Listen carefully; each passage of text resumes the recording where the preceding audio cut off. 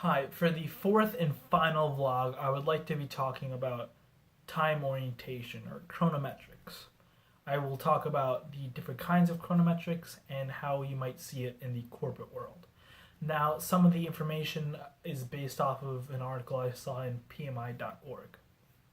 So, firstly, chronometrics is the study of time and how it kind of relates to different cultures. So, the two different kinds of chronometrics are monochronic and polychronic. So monochronic is basically you can only do one thing at a time.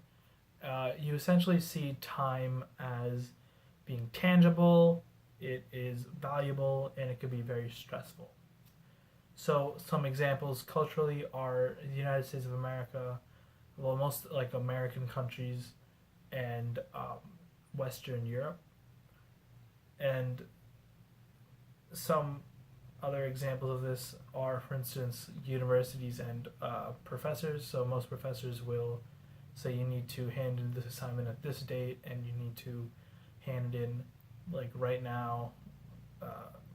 Very rigid time structure. Another example is in most jobs, most 9 to 5 jobs, you have strict deadlines. You need to make those deadlines because the American corporate world is generally monochronic. So that is contrasted with polychronic, and when you are polychronic, essentially several events happen at once. So time is intangible, it is flexible, and they essentially try to value people over things like meetings and business. So some examples of this are Asian cultures and African cultures and South American cultures will heavily, in Southern Europe, will be more polychronic.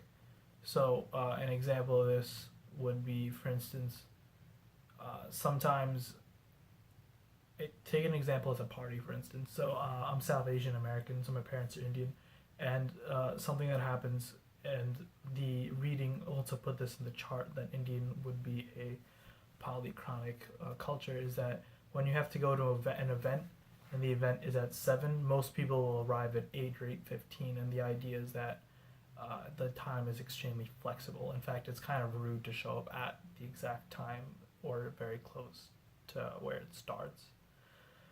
Contrast that to maybe an event getting hosted by a culture that's more monochronic. That culture might be confused why people aren't there like 5-10 minutes after the event starts.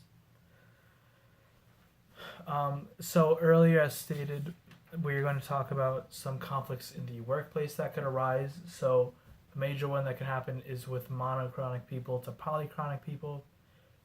So a monochronic person again sees time as more this tangible asset that they have. They can lose it. They can gain more time back. So essentially, monochronic people might get annoyed at polychronic people because polychronic people generally can't make appointments on time, and they will sometimes interrupt meetings to either answer phone calls or to talk to other members of their staff or their business, something that monochronic people really aren't used to, and they just want to get down to business.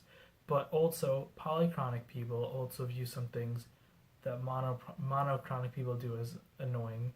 For instance, getting to appointments on time, they see that as a little rude because it adheres to a strict schedule. And also, alienating people over a deal, they view to be morally wrong and something that really shouldn't happen. So this was essentially time orientation and the mono and chronic time ideas. Yeah.